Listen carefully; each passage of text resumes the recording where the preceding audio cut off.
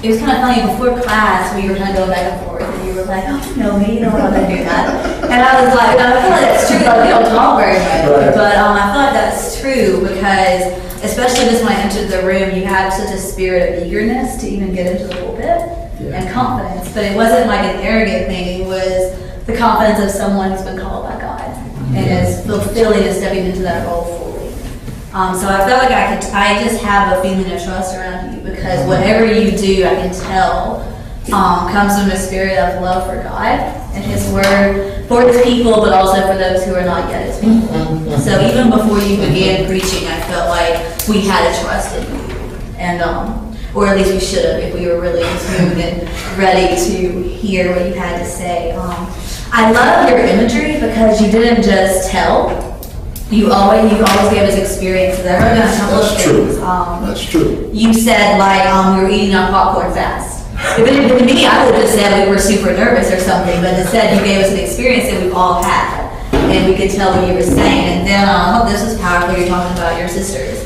And you said the same kitchen table, the same breakfast story. You talk about all these experiences that we all have, if not with our siblings and with our parents or cousins and uncles. We all have that experience of sitting around and sharing something in a life with someone, and that pain of, they don't share something with us, as far as knowing God. So just those that's just fantastic, and that's really the gift of a writer.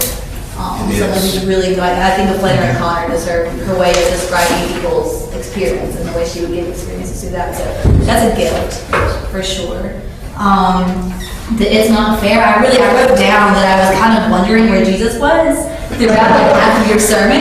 It took him a while to show up, but it was so effective. Where's Jesus in all this? We got this first board thing going on, and we're just outraged, and you really shared that with us. And all these stories of like this poor people just getting kind of screwed over. And then you get into Colossians 1:15, and then Jesus shows up, and it's just like this wonderful. You twist the phrase. It's not fair. Absolutely. Into something that's really powerful and really true for us. All of a sudden, that any pain that we felt, whether we're firstborn or not, of experiencing something that's not fair, or something that we felt we had a right to and didn't get, because we can all identify with all of the people. I always feel sorry for Ishmael, like that poor guy. It's rough. And Hagar, it's terrible. That's an awful story. But yeah, when Jesus showed up, it was great. It was really, really good. As far as critique, you tend to, this really is not a critique for this sermon, but more of a just kind of watch out for this, because I remember this from your devotion. When you get examples, you tend to get really repetitive. So like your devotion, you said the same God, it was a lot. And with this it worked well, and I think what you said first were a lot, and then there was something else where you just got really repetitive. And it worked well, and it was powerful in this context in the sermon, but I would just say something to kind of watch as you write sermons, that you have that tendency. And sometimes you can, if you do it too much, then it loses its power and people start wondering where we're going with it. And like I said, it worked well here, just kind of as you continue. I seem like you preach a lot, you kind of have that. He's in the pulpit, I'm sorry, I'm gross right now. Other than that, your internalization was great. You did not just with it. You enjoyed preaching, and we enjoyed hearing you preach because you had it in you so deeply. And I looked at the pulpit, I could see through the white paper, so you had really minimal notes, and I'm not even sure you used those. So that was great. That also generated just a trust in you as a preacher, that you had something to tell us. And you told it with a story, which I thought was really interesting. People who prefer like 3-point sermons or each of that are probably going to get you. But I think that was great and absolutely beautiful that you took a text that we could easily reduce to, okay, here are the 3 points of contention and a 6-point application or whatever, which I think is boring. I don't like people do that. So I appreciate you for that, which some people but that's hard to do, especially when you're not, preaching a narrative. So I admire you as someone who can see the text that way, then write and then preach that way. That's challenging. You definitely have a gift for story. It was good. Thank you, Professor Tucker. Thank you for redefining fair. I think you wanted us to be exactly where Elizabeth wanted to talk to. Where's it going with this? Because for you, God is not fair is a way of saying I'm grateful God is not fair, therefore he's a God of grace. I don't think you even use the word grace. And yet that's the word that just kept being evoked. That you could say something without saying something. And I think there's a great deal of power in that they're talking about, as Piper would talk about Christian hedonism, see, Christian pleasure, that idea. So why did you choose that title, incidentally? Which I like. I chose it because, I mean, that's what stuck out. I mean, the things that Elizabeth was saying, I'm a firstborn, you know, and as that, I want things to be fair. I like things to be even. I want everyone to have the same, you know, slice of pie. I mean, you know, I don't like the unfair things. And as I was reading this, I had to bump up against that. You know, engaging the text as the text, not reading beyond it, but I mean, coming right into it, man, it's just not fair. So over and over, and you know, I mean, I struggle with titles, but over and over and over, it just, this is not fair. God's unfair. This is the unfair God, and you know, and then the turn at the end To Jesus. Yeah. Well done. Thank you for leaving God where he must always be left, that is in mystery. Oh, the depth of the riches of wisdom and knowledge of God. I unsearchable all his judgments. His ways are past finding out. So you're not trying to dissect this text to the point that God becomes demystified. God is still inscrutable. God is still inexplicable. And the only response is, as you said, is to worship. And I don't think you tried to skirt that, but you specifically said that. We still don't get this. We still don't understand this. The image of being rigged, I'd like for you to provide some movie clip or something, someplace where you were eating the popcorn. What movie was it? This is something that all of us will identify with. We're sweating and all of that. It's kind of like the Bible.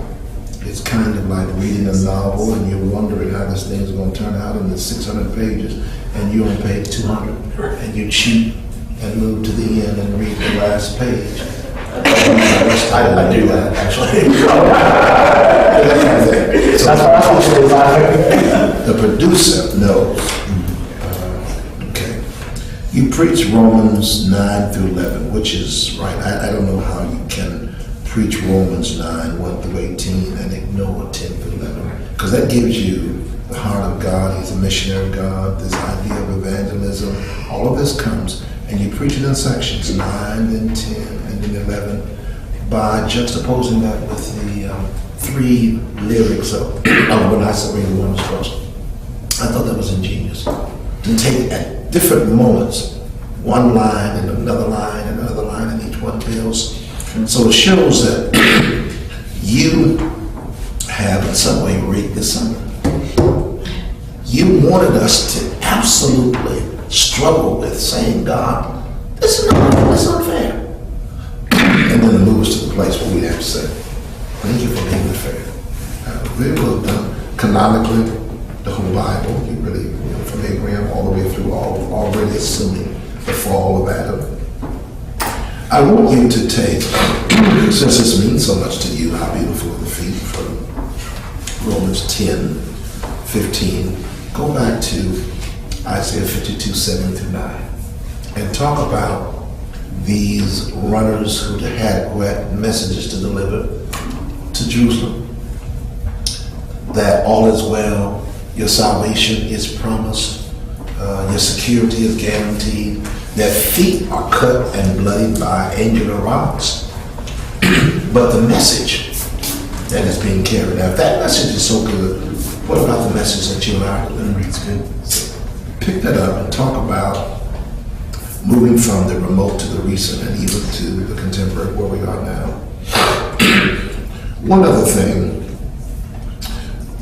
the manner in which you deliver this message is just as significant as the message itself. I mean, the way you read it, you sound good at 8:37 to 39. That's celebrating. And then you come to chapter 9, verses 1 to 3 particularly, and your whole demeanor changes. I think that's right, Paul. I think you embody the message in your tonality. I would, I can almost guarantee that when you study and you internalize and you're walking around, that's how you study. You probably don't sit down and internalize things. You walk a lot. Okay. I want you to discipline yourself even more so that you begin to move with a purpose. It's not frenetic. It's not that you're moving out of nervousness. I think you're moving because you're really enjoying it. You internalize it. But some things can be said if you would stand there for a minute or two and just kind of slow dance, walk in place, 2 steps forward and back and so forth, rather than the extensive lateral movement. It's something you have to feel. And sometimes you're going to be in a context in which you won't have the liberty to do that. Like in Beeson Leviticus School Chapel. You're going to be pretty limited there. You don't want to step back too far because it sounds good. It's happened before, believe me, I say this. And majesty. So you knew your hymns. You knew them. You quoted them. In fact, I would have I thought about it, but I wouldn't do it. I would have come up with a stick in the paper. But you didn't need it. It may have made you feel comfortable, but you didn't need it because it was here, because it was written here, and you knew the route that you were taking. So that's the next step for you. Certainly not a manuscript for you. For others, manuscript's fine. 1-page outline for you is probably going to be your best mode of delivery. Discipline yourself to do that. And Elizabeth is so right. You're taking a passage that's not narrative, yet preaching it in a narrative way, because there's a flow to it. There's a flow, and you get the flow, and you walk through it, and you present theology and pictures. Okay, Sydney. Something you had in the beginning, when you gave the image of the man walking through the alleyway to find Paul, I felt like a movie to me, like I was watching a movie. I think I can sum up your sermon in one sentence. God is not fair. Hallelujah. And I had the task of doing this reminder analysis. I did 6, 10, and 14. And the first one was, does the sermon point to Christ? Well, absolutely. But not just that, but the sermon points away from myself. It has nothing to do with my merit or how good I am, but rather has everything to do with Christ. You said Christ was forsaken so that we would never be forsaken. You know, and I thought all throughout the sermon you made a point to show that it had nothing to do with Paul's merit. He was murdering Christians. He was devouring them. But God broke in. I think he said something to that nature. And he chose Paul, called Paul to do that. Number 10. Would a worshiper have some idea of what to do with the servant after he or she left the sanctuary? I said, absolutely. Call upon the name of the Lord and you will be saved. That was the message. Also, after that, the goal of this text is worship. I love that. We should be mystified by how marvelous and unfair God really is. That's true. If you really think about it, moving on to number 14, how do you evaluate the effectiveness of the sermon? Well, it's crazy, and this is why we should marvel. And it's for this reason. Christ, being the Prince of Glory, died unfairly so that we sinful people could be saved unfairly. We didn't deserve this. God is an unfair God. Hallelujah. So I thought it was great, man. Good job. Professor Matt. You did an awesome job at the beginning, making us think and figure out where we were. That whole picture of walking the market. Are you ready? Ready? All right, let's go. We were in that journey. Like that was our journey to say, all right, let's start. Let's get it going. Awesome. I'm going to talk about this too. But you did a great job with your vocal intonation, how it matched your body language. It really matched really well. What needed to be inflected was inflected. The parts that really low and sentimentally came down with your voice, which was awesome. So it matched. I'm gonna stop saying the word as well. Yeah, great vocal range. Let me ask you, once you move through the Christocentric form, talk to us about the relationship of the theme to the subject, the type of proposition, these kind of things. just kind of walk through that first page. Give me your assessment of his title, all that. I love the title because right next to the title, I mean, just like Dr. Smith said, it could have said the unfair God, was your title, could have said the gracious God. But unfair is so much better, so much better. And then you prove to us why it was unfair. The mystery of the sovereignty of God. Why? Like Dr. Smith said, it was still a mystery.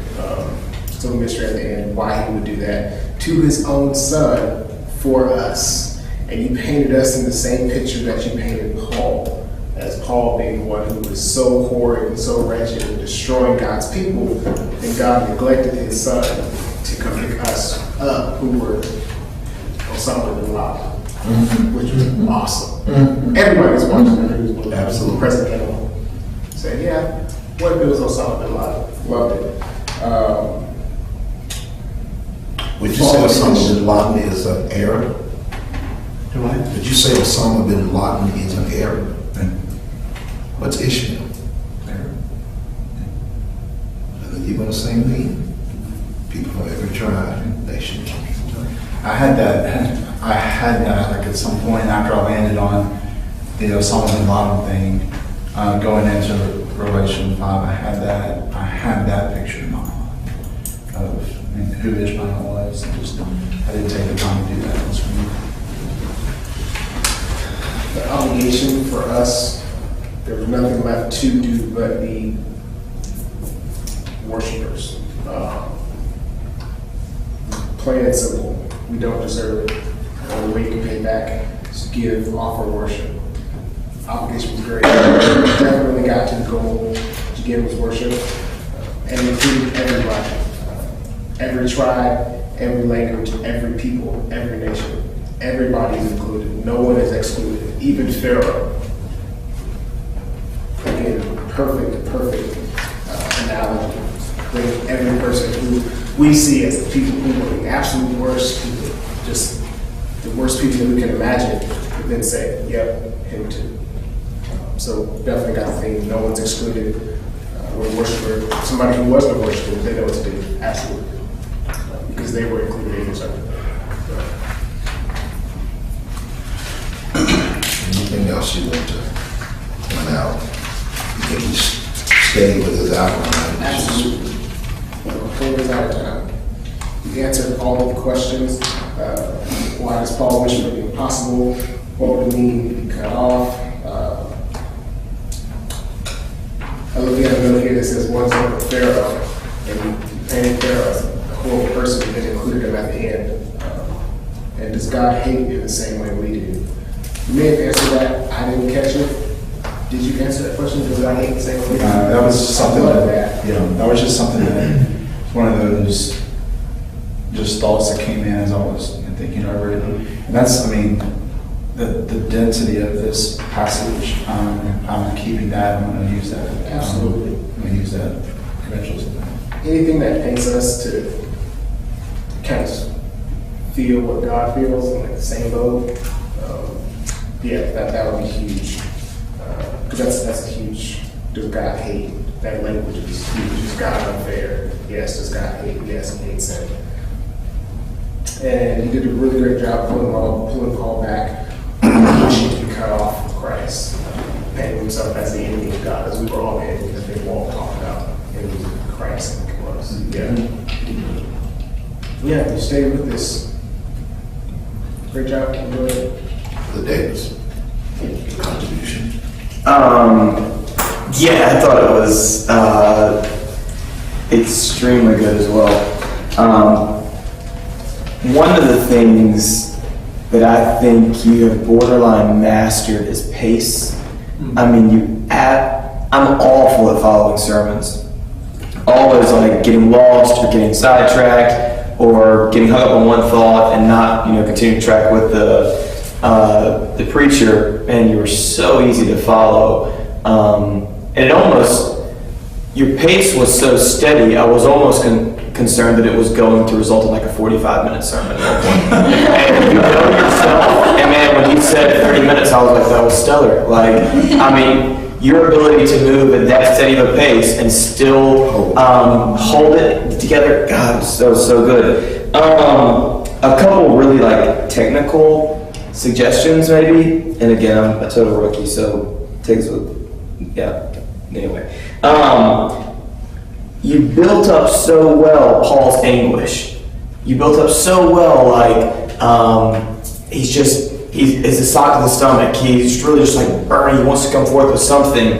And then it was like, wham, who is Paul? And it left me wondering, like, wait, are we going to come back to discuss Paul's anguish? Like, what's the resolution? Are we answering Paul's anguish? Are you fleshing that out when we realize who Paul is? Like, I thought that transition it could have been a little smoother. And maybe one way to do it would be just to hint at the source of Paul's anguish, because at the end, and I've got this massive arrow here, at the end, you come to it and you return to that and you resolve that. And so it's effective in one sense, but I think in order to help the listener remain clear, that transition might be smoothed out a little, just like a hint towards the resolution. Does that make sense? It does.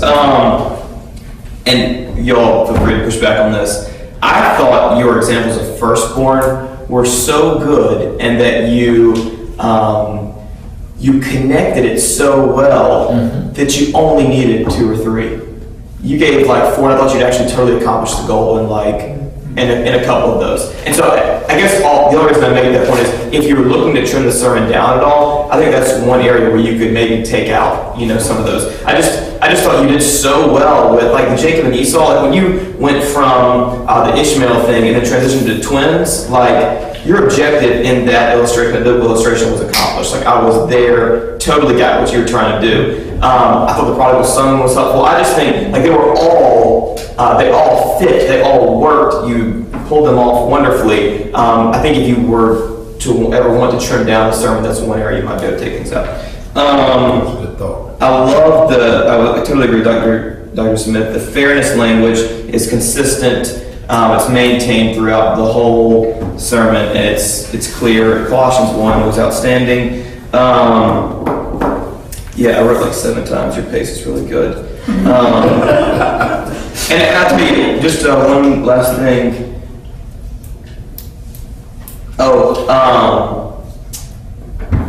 I think. So I thought your pace was exceptional. The second strength of the sermon, I think, is that we just what Sydney was getting at. We were able to take away from this message what you wanted us to. It wasn't overload. It was clear. It was unified. And I think that is so hard. When I watched recording my own sermon, there were just 1,000 different things. It was and man, we could take away the heart, the thrust of your message. And so I think that shows a lot of skill, and I think that's difficult to do, but that was well done. Sister Knighton, we are grateful for your presence. Thank you for being here. Any word for this preacher? Is it my turn to talk? Yeah. Come on up. I'll your seat. Come on up. Yes, you know him better than any of us ever will. That's true. And that's fair. Weird if y'all know better.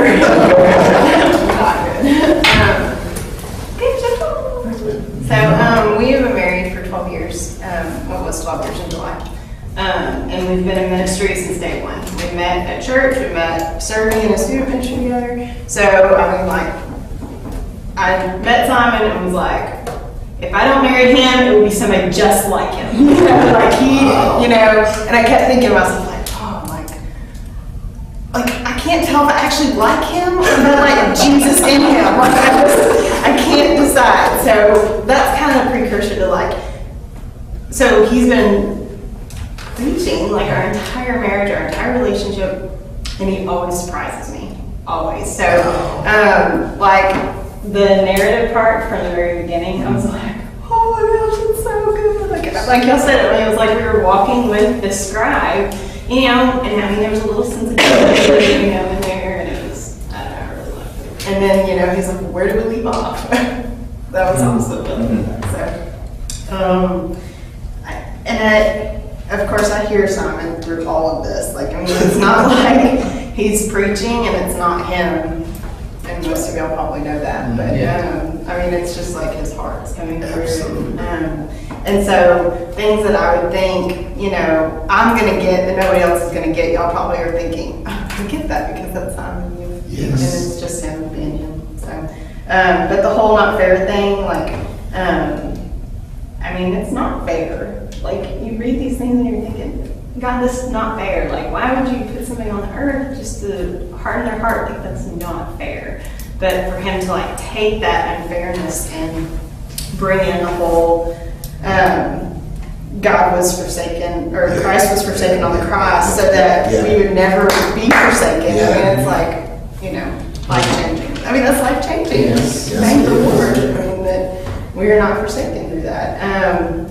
And I love that he spoke straight to you guys as seminary students, saying, you are sent. Like, you are called. Like, that's what you're here for. You are studying because you are sent and called. And then talking about how beautiful the feet are the ones that go and spread the gospel. And that's what we're all called to do as Christians. But anyway, so I love that you spoke straight to the audience as well. And then there was conviction of sins. Like, I was convicted about our family members. I was convicted about not praying for them enough and not, you know, speaking the truth in their life every time we talk. And knowing that we'll have these interactions here in just a few months with Christmas. And, you know, and I'm not praying enough about it. And I'm not thinking enough about it and putting it in God's hands. So, good job. You cracked when you sang. That's awesome. I was really weird. I wasn't going to sing it. I was like, I'll sing it. Why not? That's good. But anyway. Thank you. All right, our time's up. Thank you. Thank you, Sister Maggie.